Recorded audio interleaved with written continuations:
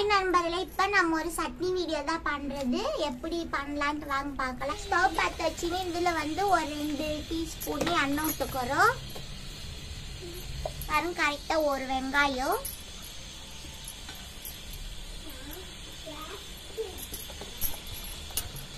இது வந்து இந்த வெங்காயம் வந்து கண்ணாடி கலர் வர வரைக்கும் நம்ம வெடிக்கலாம்.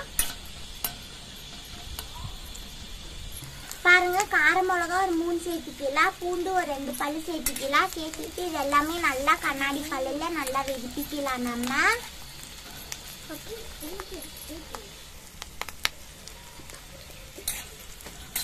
நீங்கள் வந்து நான் கார மிளகா 3 எடுத்துன்னு, நீங்கள் வந்து காரம் இல்லாத மிளகா இருந்தால் ஒரு 6-7 சேர்த்துக்காங்க. வர மிளகா ஒரு 6-7 சேர்த்துக்காங்க. கார மிளகா அதனால் 3 சேர்த்தின்னு உங்கள் காரத்துக்கு ஏற்ற மாதிரி நீங்கள் சேர்த்துக்காங்க.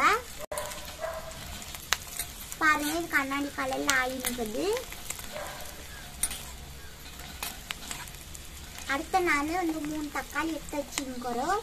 அதையும் கட் பண்ணி சேர்த்துக்கலாம். நம்ம நாட்டு தக்காளி 3 இது 3 நாட்டு தக்காளி எடுத்துக்கிறோம். நீங்கள் கட் பண்ணி சேர்த்துக்கலாம்.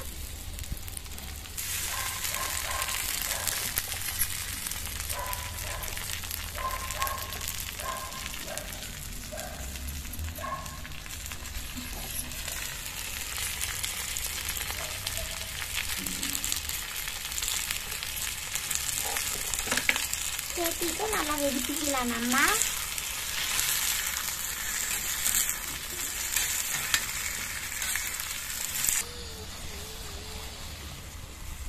பாருங்க, இது எல்லாமே நல்லா வெடிஞ்சு இருக்குது. இந்த அளவுக்கு எதுமெனா போதும். இதில் வந்து பொட்டுக்கல்ல 50 கிராம் இதையும் நம்ம சேர்த்துக்கலாம்.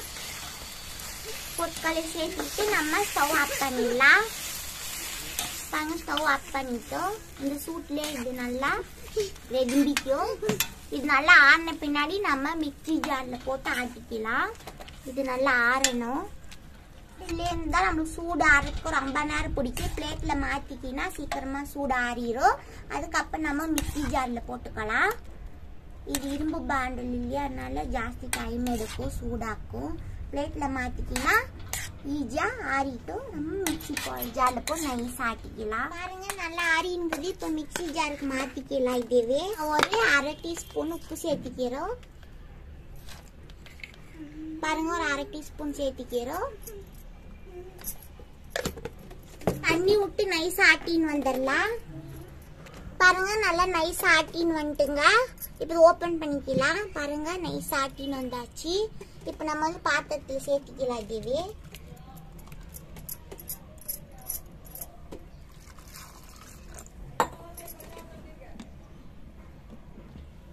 இந்த சட்னியை பொறுத்த வரைக்கும் தண்ணி வந்து நிறைய சேர்த்துக்கினா தான் டேஸ்ட் இருக்கும். அதனால நான் வந்து 1 கிளாஸ் தண்ணி இந்த மிக்சி ஜார்ல எல்லாம் சேர்த்து அழிச்சு ஊற்றிக்கணும். மிக்சி ஜார்ல இருக்கும் இல்லையா, பாருங்க 1 கிளாஸ் சேர்த்திக்கிறோம். பாருங்க, தண்ணியா இருந்தால் தான் சட்னி நல்லா இருக்கும். நல்லா மிக்ஸ் பண்ணிக்கலாம். அடுத்து நம்ம ஒரு தாளிப்பு பார்க்கலாம் எப்படி பண்றதுன்னு. அதுக்கு நான் ஒரு கரண்டி எடுத்துன்னு ஸ்டவ் பற்ற வச்சுக்கிறோம்.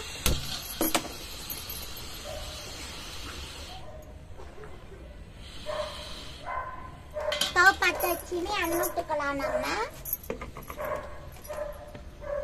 ஒரு 2 டீஸ்பூன் ஊற்றிக்கிறோம்.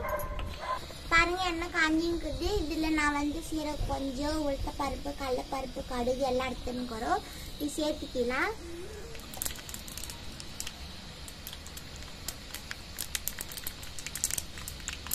பாருங்க, நல்லா சிரியுது. நம்ம ஸ்டவ் ஆஃப் பண்ணிக்கணும்.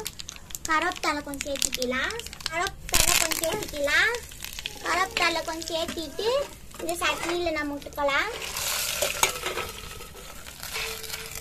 பாருங்க, சட்னியில் சேர்த்தியாச்சு. சேர்த்து நல்லா மிக்ஸ் பண்ணிக்கலாம். நம்ம சட்னி ரெடி. அப்பமா நாங்கள் காட்டுறோம். இப்போ நம்ம இட்லிக்கும் 2 நிமிஷம் சட்னி சூப்பராக ரெடியாக இருக்குது. நீங்களும் இதே மாதிரி செஞ்சு பாருங்க. செஞ்சு பார்த்துட்டு பிடிச்சிருந்தா லைக் பண்ணுங்க, கமெண்ட் பண்ணுங்க, ஷேர் பண்ணுங்க. உங்களிடம் இந்த விட பெற்றுக்கொள்கிறேன். நன்றி, வணக்கம்.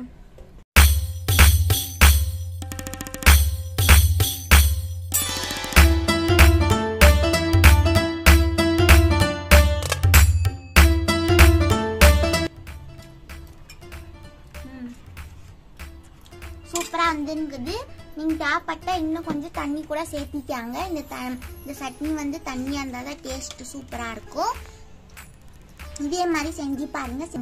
இட்லிக்கு, தோசைக்கு, இடியாப்பத்துக்கு, அதுக்கப்புறமா குழிப்பணியாரத்துக்கு எல்லாத்துக்குமே நல்லா இருக்கும். நீங்களும் ட்ரை பண்ணி பாருங்க. ட்ரை பண்ணி பார்த்துட்டு பிடிச்சிருந்தா கமெண்ட் பண்ணுங்க, லைக் பண்ணுங்க, சப்ஸ்கிரைப் பண்ணுங்க. நன்றி, வணக்கம்.